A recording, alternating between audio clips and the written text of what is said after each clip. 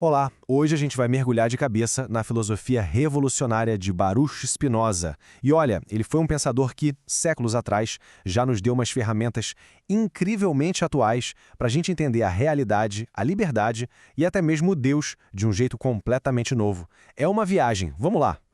Para começar, já vamos direto com uma pergunta que, olha, tá bem no coração do pensamento de Spinoza. E se aquela nossa ideia comum de liberdade for, na verdade, uma ilusão? Uma ilusão que, no fundo, nos impede de alcançar uma liberdade muito, mas muito mais profunda. É exatamente esse o ponto que a gente vai explorar agora. Ok, antes de mais nada, vamos colocar as coisas em perspectiva. Para a gente sacar o quão radicais eram as ideias do Spinoza, a gente precisa primeiro entender o mundo em que ele vivia. Um mundo bem caótico, aliás, o século XVII. Pensa só, era uma época de tensão assim no máximo. De um lado tinha a autoridade da religião, super dogmática. Do outro, as novas descobertas da ciência, que estavam simplesmente virando de cabeça para baixo a visão de mundo tradicional. E o Spinoza? Ele estava bem no meio desse furacão de ideias. A busca dele era por uma saída, sabe? Uma forma de encontrar alguma estabilidade e algum sentido usando a razão como bússola. E a resposta que ele encontrou para esse caos todo é genial, porque ela é ao mesmo tempo super simples e de uma profundidade absurda. Tudo se baseia numa única e poderosíssima ideia. O ponto de partida de tudo para ele é um conceito chamado substância. Para entender isso, a gente precisa esquecer aquela ideia de que o mundo é feito de um monte de coisinhas separadas. Para o Spinoza não é assim. Para ele, tudo, absolutamente tudo que existe, seja uma estrela, uma árvore, até um pensamento, são só manifestações diferentes de uma única e mesma realidade. É como pensar no oceano, sabe? Cada onda parece individual, né? Mas na verdade cada onda é só o próprio oceano se expressando de um jeito temporário.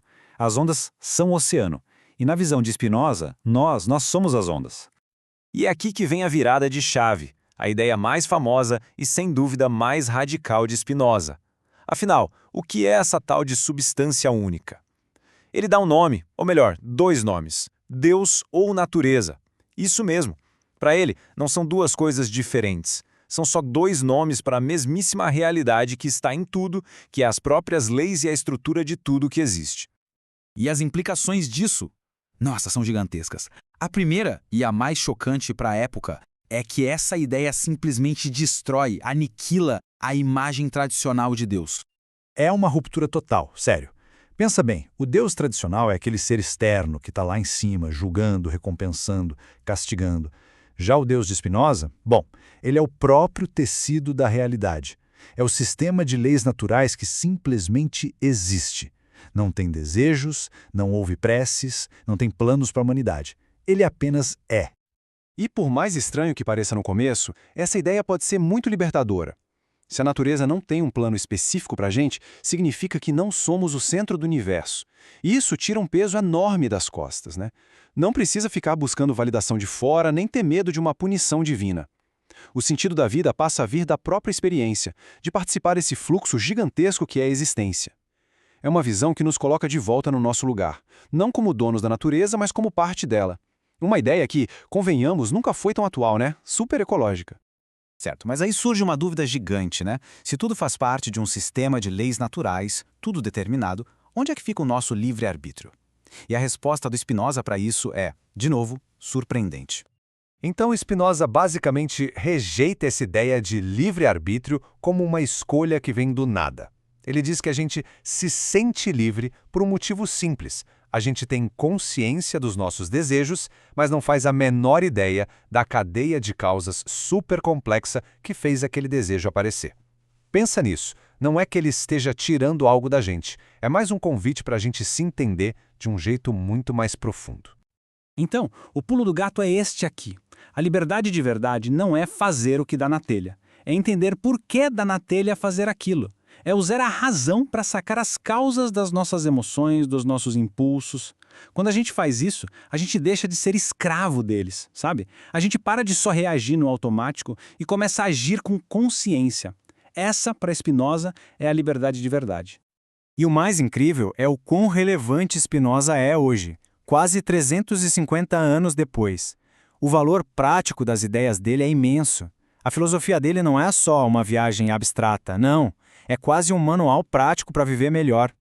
E os benefícios práticos disso são, nossa, muitos. Pensa só, quando a gente entende que as ações dos outros, e as nossas também, são resultado de uma longa cadeia de causas, o julgamento e a intolerância perdem o sentido. No lugar, entra a compreensão. Isso por si só já é uma base muito mais sólida para uma sociedade mais cooperativa, né? A gente ganha resiliência emocional porque para de ser refém daquelas paixões que a gente nem sabe de onde vem. E o mais fascinante de tudo, esse jeito de pensar, de usar a razão para entender e lidar com as emoções, é a base, a espinha dorsal de terapias moderníssimas como a terapia cognitivo-comportamental, a TCC. Spinoza estava muito à frente do tempo dele.